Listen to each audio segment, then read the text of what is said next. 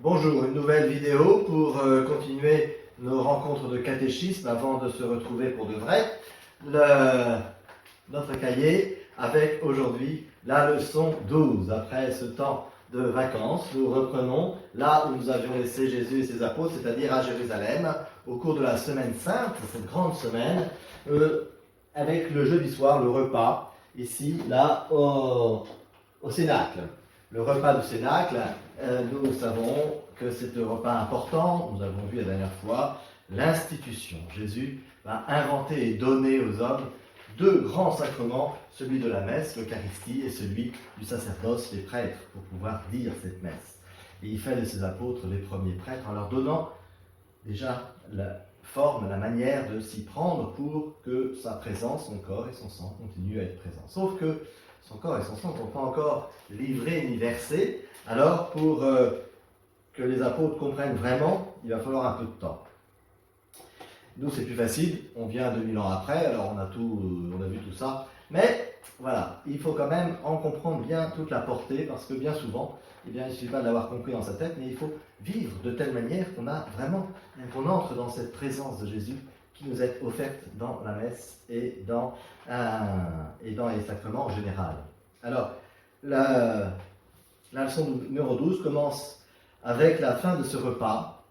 Juste après avoir institué le corps et le sang de Christ, eh bien, le Seigneur va comme saluer ses apôtres. Il va se livrer à eux en leur disant qu'il va vivre ces heures importantes, terribles. C'est un peu comme un testament. Il leur dit des paroles fortes qui sont les dernières paroles d'adieu.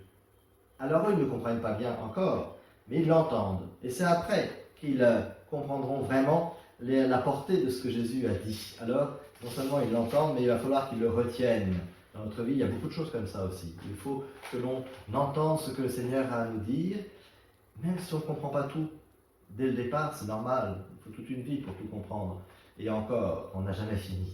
Mais on a déjà ce message du Christ qui nous est donné toujours comme quelque chose à entretenir, à garder notre mémoire, à réfléchir, à comparer avec ce qu'on entend, qu'on comprend, l'expérience qui est la nôtre dans notre vie. Alors voilà que Jésus, avec ses apôtres, vont quitter la salle, là vous avez le plan de Jérusalem, ils vont quitter la salle du Cénacle et ils vont sortir de la ville pour se retrouver ici. Alors ici c'est quoi? C'est un jardin. C'est un jardin qu'on appelle de deux noms, soit le jardin des oliviers, ça c'est facile à retenir, c'est l'arbre qui donne des olives, puisque ce jardin était planté d'oliviers, un arbre très important et très commun dans le pays de Jésus, donc le jardin des oliviers. Ou alors, on l'appelle aussi le jardin de Gethsémani, ici sur la carte, Gethsémani. C'est un lieu tout simplement où Jésus avec ses apôtres se retrouvaient facilement pour dormir la belle étoile. Ça leur arrivait d'aller à Béthanie chez leurs amis, Lazare, Marthe et Marie, mais ils avaient aussi des habitudes comme ça de se retrouver en plein air. Alors là, je rappelle déjà pour bien comprendre que Judas, à la fin du repas, il avait quitté la salle. Il était parti. Il était parti avec cette idée de gagner de l'argent en permettant aux soldats de savoir où serait Jésus. Parce que les soldats ont le projet, les chefs juifs veulent faire arrêter Jésus, mais ils ne veulent pas le faire en plein jour parce qu'ils savent qu'il est populaire et donc ça risque de se retourner contre lui. Ils voudraient le faire discrètement, mais la nuit, tous les chats sont gris, comme on dit, et donc c'est pas facile de retrouver, de savoir où est Jésus, de le reconnaître. Alors, ils ont besoin d'aide et c'est cette aide que Judas va leur apporter. Donc Judas n'est plus là, Jésus part avec ses 11 autres apôtres, il arrive à Gethsémani. Et là, qu'est-ce qu'il va faire? Quelque chose de très important. Il va prier pour accepter la mission que le Père lui a donnée. Parce qu'il sait ce qui l'attend. Jésus, c'est Dieu, il sait tout. Et en même temps, c'est un homme, et face à la souffrance qu'il va devoir vivre, eh bien, il a peur. Et puis, il a besoin d'accepter. Et ce passage de l'Évangile est particulièrement important. Il a un nom, ça s'appelle l'agonie de Jésus. Et il faut retenir ce mot, c'est important, l'agonie, c'est souvent les derniers temps avant de mourir qu'on appelle l'agonie. Et Jésus est dans ce moment-là, et il le sait. Il le sait. Et il va le vivre dans un rapport à Dieu, puisqu'il va falloir qu'il accepte pleinement sa mission, qu'il dise oui, je sais tout le poids humain, la souffrance qui m'attend, mais j'accepte. Il va falloir qu'il vive ça.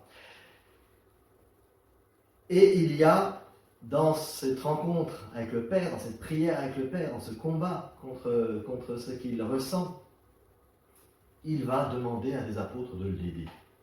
Il va demander aux hommes d'être avec lui. Et, alors pas tous, ils sont 11 autour de lui, il demande à 3 de ses apôtres, Pierre, Jacques et Jean, qui sont les plus proches. Souvenez-vous, on avait parlé je crois, du Mont Tabor, la Transfiguration, et bien c'était ces 3-là qui étaient là. Et bien voilà que Pierre, Jacques et Jean sont invités à venir avec Jésus pour ce moment important, précis de l'agonie. Et qu'est-ce qu'il leur demande? De prier avec lui, tout simplement. Pour être avec lui, de prier avec lui. Ça va le réconforter. Mais surtout, c'est pas ce que Jésus va faire, il va le faire avec ou sans apôtres. Mais ce qu'il voudrait, c'est que grâce à cette présence et à cette prière de ses apôtres, ce qu'il va vivre puisse être plus facilement offert et donné à toute l'humanité, soit quelque chose de plus accessible à tous. Et voilà l'importance de la prière de ces 3 apôtres. Et ça, c'est important pour nous parce que nous, on est aussi invités à s'associer, à être proches de Jésus pour ceux qui ne le sont pas, pour être comme des relais, pour que les hommes puissent mieux connaître Jésus et le salut qui les attend, qui leur est offert. Voilà donc le moment de l'agonie. Jésus est dans la souffrance et il demande à ses apôtres. Alors, cette souffrance, c'est une rencontre avec le Père et il voit et il doit accepter. Alors, pourquoi est-ce qu'il va accepter? Alors ça, c'est aussi la raison pour laquelle, parce que tout ce qu'on va raconter après, tout ce que Jésus a vécu après, eh bien, c'est arrivé parce qu'il a bien voulu. Toutes les souffrances, jusqu'à sa mort sur la croix, c'est parce qu'il l'a bien voulu. Et pourquoi est-ce qu'il l'a bien voulu? Jésus est Dieu. Il a fait déjà plein de miracles, il a ressuscité les gens, il a tout le pouvoir d'échapper à la souffrance qui l'attend. Et pourquoi est-ce que Jésus va accepter? Pourquoi est-ce qu'il va aller jusqu'au bout de cela? Eh bien, pour nous. Donc la vraie raison, quand on pose la question de savoir pourquoi Jésus est mort, on peut répondre que dans l'histoire, il y a les soldats romains qui ont dû l'arrêter. On peut répondre que c'est les grands chefs des Juifs qui avaient décidé ça, qui étaient jaloux de lui, qui voulaient le faire disparaître.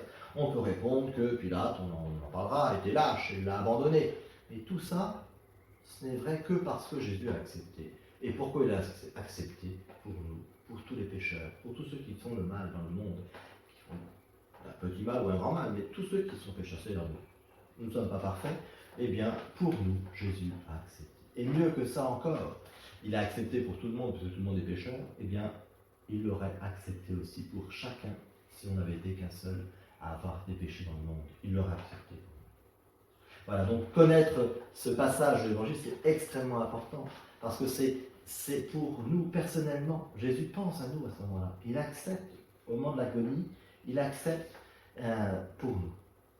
Et il a ses apôtres, Pierre, Jacques et Jean, autour de lui. Et il prie.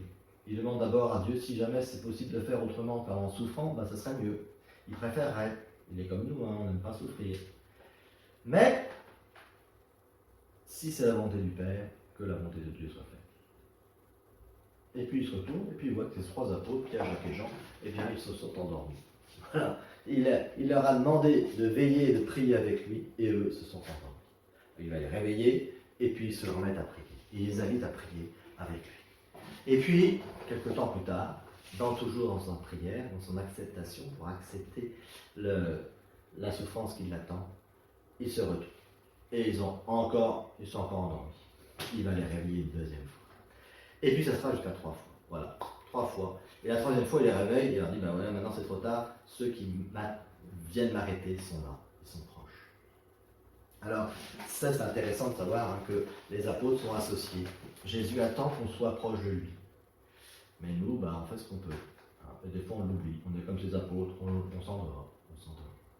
Alors Jésus ne nous en veut pas. Mais en même temps, il nous réveille. Il nous dit non, attention, il faut faire mieux. Il faut aller faire mieux plus haut. Il faut aller un peu plus loin. Alors il nous attend. Il attend notre réponse. Et notre réponse, elle est importante, encore une fois, pas pour qu'il ait le courage, il aura Jésus le courage, mais pour que son courage puisse être connu des hommes, pour qu'on puisse être le relais, et puis pour que notre vie puisse refléter, c'est comme le miroir qui reflète la lumière qui vient de Dieu.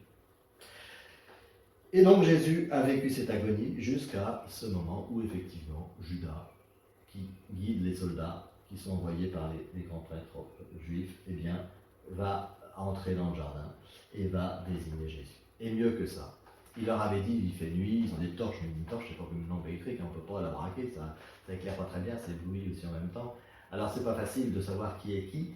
Eh bien, Judas avait dit, celui que j'embrasserai, c'est lui.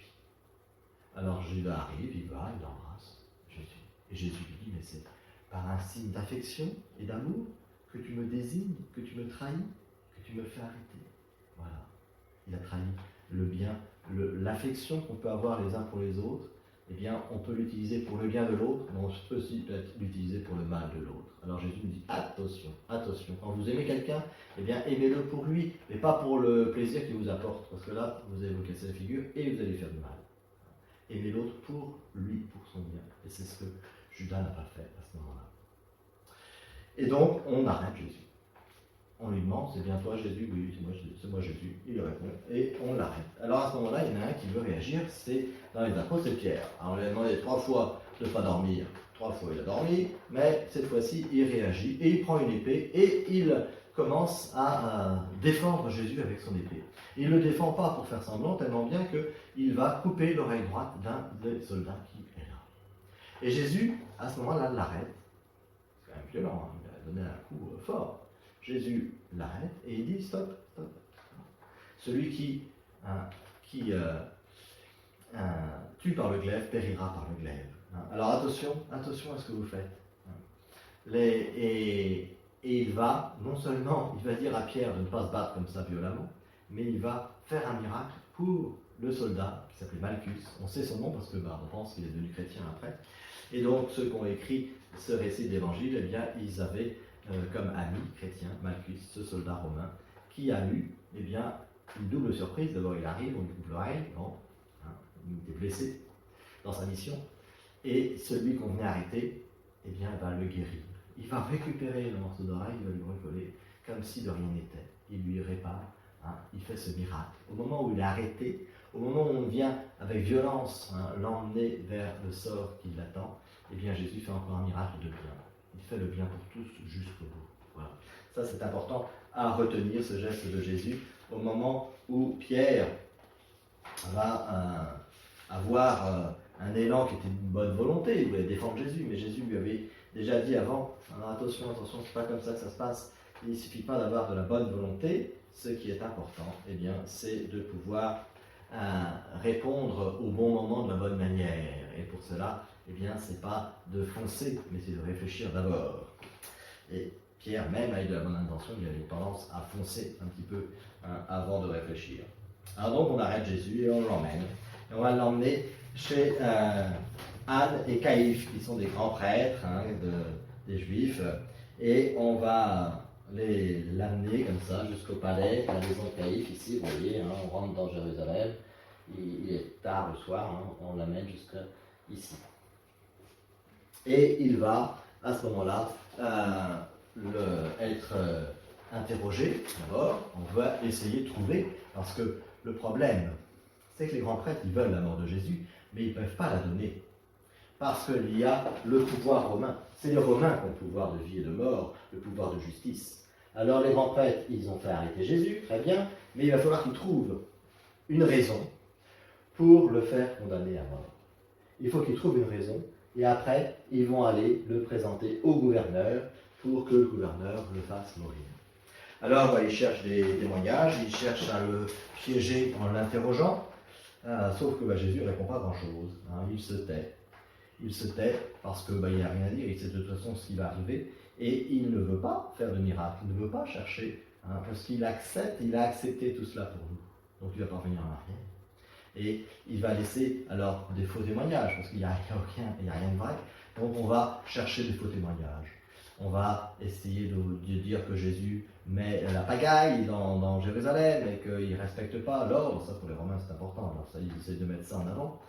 Et puis il y avait quelque chose qui les gênait, c'était le temple, le grand temple de Jérusalem. Et Jésus avait dit, détruisez ce temple et en 3 jours je le rebâtirai. Il avait dit ça pour faire comprendre que le temple, la grande église qu'ils avaient construite dans Jérusalem, c'était l'annonce de sa présence à lui, de la présence de Dieu. Et ce temple qu'il fallait détruire, détruisez-le et en 3 jours je le rebâtirai, c'était son corps, c'était lui. Et les Juifs, non seulement ils n'avaient pas compris ça, mais ils se sont dit, eh bien, il veut détruire le temple, ce qu'il n'a pas dit du tout. Il a dit, détruisez-vous ce temple, et moi je le rebâtirai en 3 jours.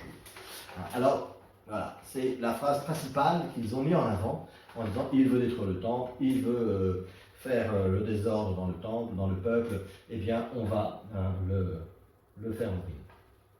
Lorsque Jésus a été arrêté, Pierre a suivi. Il est rentré dans Jérusalem, il a suivi de loin pour essayer de faire quelque chose pour Jésus. Jusqu'au bout, il a voulu quand même essayer de l'accompagner. Sauf que quand Pierre est arrivé à la maison de Caïphe, il n'a pas pu rentrer, il est resté à l'extérieur.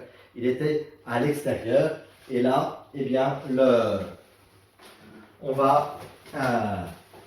attendre. Il va se passer quelque chose de très grave que Jésus avait prévu. Hein. Et dont Jésus avait mis en garde Pierre. Il est là dehors, et il y a d'autres personnes qui sont là, des serviteurs, des servantes, des gardes.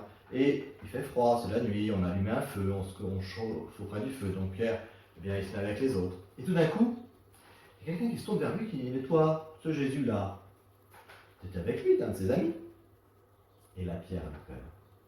Il a eu peur que ce qu'on va faire à Jésus, ce qu'on va lui reprocher, eh bien, on l'associe, puis qu'on le prenne lui aussi. Il a dit non, je ne connais pas ce Jésus. Ça fait 3 ans qu'il est avec lui, qu'il le connaît parfaitement. Et il dit non, je ne le connais pas. Et un peu plus tard, pareil. Mais ce Jésus dont tout le monde parle là, eh bien, tu le connais bien, toi, tu es un de ses amis. Non, mais non, Pierre, il dit, jure que non. Et puis ça continue, et puis alors là, on lui dit carrément, mais de toute façon, tu as l'accent de Galilée, toi, tu as l'accent de Galilée, tu es un Galiléen comme lui, comme Jésus. Tu es avec lui, on t'a déjà vu avec lui. Et là, non. Et à ce moment-là, il entend le coq chanter. Jésus lui avait dit, quand le coq chantera 2 fois, tu m'auras renié 3 fois. Et non seulement Jésus l'avait prévenu, c'est arrivé. C'est arrivé exactement comme Jésus l'avait prévenu. Et à ce moment-là, Pierre n'est pas fier. Il n'est pas fier et il regrette. Il regrette terriblement ce qu'il vient de faire. Et lorsque Jésus sort du palais, eh bien, il va se mettre sur la route, il ne peut pas, il est au milieu des soldats, il ne peut pas s'interposer, mais simplement il croise son regard, et Pierre pleure. En pleurant, il lui dit son regret. Pierre, qui était le chef des apôtres, qui était le confident, le proche de Jésus, eh bien, il l'a renié 3 fois. Jésus, qu'est-ce qu'il va faire? Eh bien, il va lui pardonner. On le verra après, mais déjà, dès ce moment-là, il est pardonné puisqu'il a pleuré, parce qu'il a regretté. Et l'autre apôtre qui a fait quelque chose de très grave, c'est Judas, lorsqu'il a fait arrêter Jésus, eh bien lui, par contre, il n'ira pas demander le pardon. Il n'ira pas pleurer devant Jésus. Il n'ira pas essayer de le voir. Judas, il pensera que son geste était tellement grave qu'il ne pourrait pas être pardonné. Il aurait été pardonné, mais il ne l'a pas demandé. Il a été, par désespérance, il a été se pendre, se tuer. Voilà les 2 qui ont trahi Jésus. Un qui a osé demander pardon, qu'il a non seulement reçu, mais on verra qu'il a continué à être le responsable des apôtres, et puis l'autre qui n'a pas demandé pardon et qui a été dans le désespoir. Voilà donc pour ce moment. Et puis, donc, Jésus est mis en prison.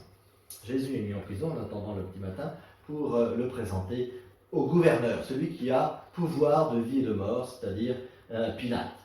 Il va être présenté au petit matin à Pilate, ici, pour savoir qu'est-ce qu'on fait de lui. Et Pilate, quand il entend les accusations, alors d'abord il apprend que Jésus est galiléen, donc il envoie voir Hérode, qui était le gouverneur pour la Galilée, mais là Jésus ne dit rien du tout, donc Pilate doit reprendre la responsabilité de Jésus, il le reçoit, et à ce moment-là, qu'est-ce qu'il va faire? Voilà la question, qu'est-ce qu'il va faire de Jésus? En entendant les accusations qu'on a contre lui, Pilate comprend très bien que c'est par jalousie qu'on le livre, mais que cet homme ne mérite pas la mort. Il en a entendu parler. Et puis sa femme vient le voir, la femme de Pilate, et lui dit, ne t'occupe pas, j'ai été troublé en songe, en rêve, eh bien, à cause de cette histoire, ne t'occupe pas de cet homme, laisse-le. Alors Pilate ne sait pas trop, parce qu'il est quand même responsable, ça lui prend une décision. Alors, il va essayer de faire en sorte que Jésus puisse être libéré. c'était la grande fête de la Pâque. Et tous les ans, pour la grande fête de la Pâque, le gouverneur romain, pour montrer que les Romains respectaient le peuple, eh bien, libérait un des prisonniers. Et il avait à ce moment-là un prisonnier qui était meurtrier, et il avait Jésus. Alors il dit, ben voilà, je vais vous présenter les deux, il va me dire, lequel voulez-vous que je vous libère? Et c'est ce qu'il fait. Il présente Barabbas et puis Jésus. Mais la foule crie Jésus. Crucifie-le et Barabbas, libère-le. Alors là, il est très gêné, Pilate. Il ne comprend pas, la foule a été guidée, téléguidée. Vous savez, les foules, c'est facile à téléguider. Et c'est les grands prêtres qui ont fait en sorte que, eh bien, d'influencer, de faire peur, par la peur, enfin, des choses terribles, on fait faire des choses terribles, eh bien, ils ont terrifié la foule. Et donc, Pilate a tout épuisé, il ne sait plus quoi faire. Alors il va faire un acte qu'on appelle de lâcheté. C'est lui qui est responsable, c'est lui qui aurait dû sauver Jésus, et il ne veut pas être responsable de sa mort. Alors il dit, bien voilà, je ne suis pas responsable, je me dédouane, je remets en vos mains ma responsabilité. Et il fait venir symboliquement un symbole, il fait venir une bassine d'eau, et devant tout le monde il se lave les mains, pour dire voilà, moi je me lave les mains, c'est-à-dire que je ne suis pas responsable de la mort de cet homme. Je vous le livre, et si vous voulez le faire mourir, faites-le mourir. En fait, c'est une lâcheté, parce qu'il n'est pas responsable. Si, il est responsable. Sa responsabilité, il l'avait. Il avait le pouvoir de dire oui ou non. Et lorsqu'il lâche Jésus au grand prêtre, eh bien, il sait très bien qu'il va mourir. Donc, il accepte par lâcheté. Ça, c'est aussi un acte terrible qui est important pour nous. Ce qu'il a, il pouvait libérer Jésus. Et il lui dit d'ailleurs, il dit à Jésus, défends-toi. Tu sais que j'ai pouvoir de vie et de mort sur toi. Et Jésus lui répond, tu n'aurais aucun pouvoir si tu ne l'avais de Dieu, de mon Père. Voilà, le pouvoir des hommes, c'est toujours quelque chose qui est très très discutable et restreint, et surtout passager. Alors que le pouvoir de Dieu, c'est le vrai pouvoir, celui auquel il nous faut être attentif particulièrement. Voilà donc Jésus qui va être livré pour être crucifié, et on va d'abord le faire souffrir, c'est la tradition, lorsque les Romains mettent quelqu'un à mort, ils le crucifient pour le montrer, en fait, pour le faire souffrir longtemps, ça peut durer des heures et des heures, et il faut même plusieurs jours, et ils le laissent à la vue de tout le monde avec un écriteau qui marque pourquoi il a été condamné à mort. Comme ça, tout le monde le voit, et puis ça impressionne, et puis les gens, ils n'ont pas envie de faire la même chose pour finir de la même manière. Et donc, mais avant même de les crucifier, il est flagellé. Jésus va connaître cette flagellation, c'est-à-dire il va être fouetté avec des fouets qui sont faits de cuir et de plomb et de crochets qui vont lui arracher totalement le dos.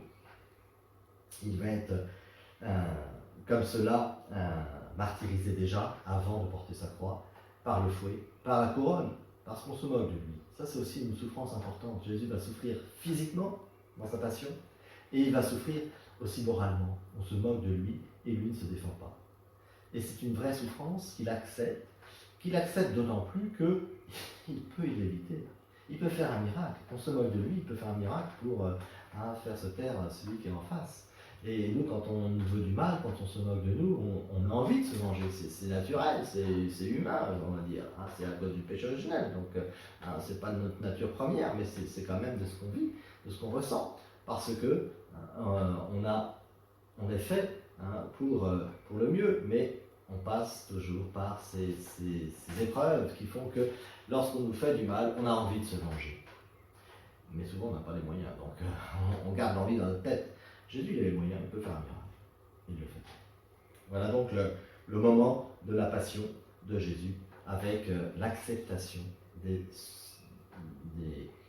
humiliations qu'on lui donne. Voilà ce que l'on peut retenir pour cette leçon. On ira jusqu'à la croix la prochaine fois, progressivement. Mais surtout, on retient ce que Jésus a subi, ce qu'il a vécu, mais on retient surtout qu'il a vécu et qu'il a accepté pour nous. C'est cela la grande leçon. C'est pour ça qu'on garde le souvenir, on met la croix un peu partout autour de nous, quand on est chrétien, pour se souvenir de ce que Jésus a accepté pour nous personnellement. Alors, je vais vous souhaiter une bonne soirée. On va peut-être vous présenter avant de de finir cette leçon, le petit poulain d'il y a un an, si vous vous souvenez, il y a un an, le petit poulain Jussa, eh bien, il est avec moi, il apprend petit à petit à avoir moins peur, c'est pas facile pour lui. Et voilà, il vient vous dire bonsoir, ou bonjour, ça dépend à quelle heure vous allez regarder cette vidéo. Voilà, Jussa du pays, qui approche un peu là. Voilà, qu'on voit bien. On dit bonjour à la caméra. Allez, au revoir.